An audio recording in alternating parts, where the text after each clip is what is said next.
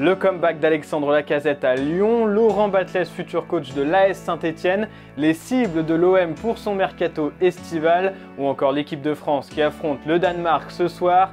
On en parle tout de suite dans notre journal du vendredi 3 juin.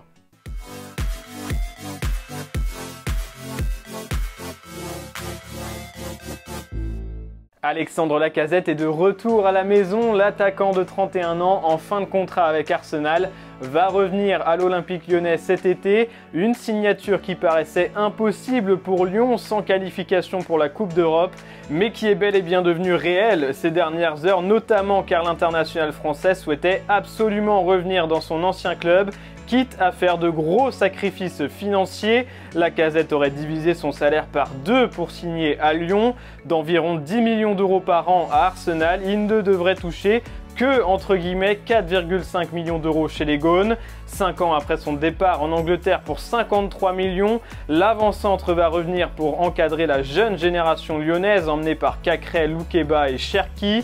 Mais le rêve des supporters lyonnais pourrait ne pas s'arrêter là, car Jean-Michel Aulas espère toujours faire revenir Corentin Tolisso, lui aussi en fin de contrat avec le Bayern. En revanche, un retour de Samuel Umtiti, Maxime Gonalon ou encore Clément Grenier ne semble pas encore à l'ordre du jour, mais le mercato lyonnais pourrait encore réserver quelques surprises. Et du côté de l'AS Saint-Etienne, un autre ancien va également faire son retour, mais sur le banc. Il s'agit de Laurent Batles qui va être nommé entraîneur de l'AS Saint-Etienne, relégué en Ligue 2. Sans club depuis son départ de Troyes l'hiver dernier, le coach de 46 ans a déjà été joueur et entraîneur chez les jeunes avec les Verts. Le chantier est immense pour lui avec un effectif à reconstruire de A à Z puisqu'une vingtaine de joueurs sont en fin de contrat ou annoncés sur le départ. 2 hommes ont déjà quitté le club hier. Il s'agit de Pascal Duprat qui a échoué dans sa mission maintien et qui n'a pas été prolongé, et de l'historique adjoint Julien Sablé qui n'entrait pas dans les plans du nouveau coach Laurent Batles qui va arriver avec son propre staff. Lui aussi est revenu dans son club de cœur il y a quelques années et va y rester encore pendant très longtemps. TJ Savanier a officiellement prolongé son contrat avec Montpellier ce jeudi.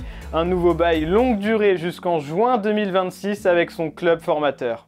Ben voilà, supporter, très content d'être avec vous encore jusqu'en 2026 et aller la paillade.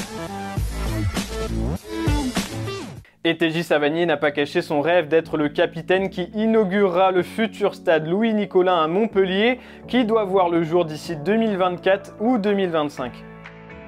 Et à l'OM, le mercato s'active surtout dans le sens des départs pour l'instant. Boubacar Kamara a signé à Aston Villa, Douye Caleta-Car est annoncé du côté de Séville et Luis Enrique ne sera pas retenu. Mais Pablo Longoria travaille en sous-marin sur différentes recrues estivales avec une priorité, trouver un remplaçant à Kamara. 4 noms sont cités par la Provence ce vendredi.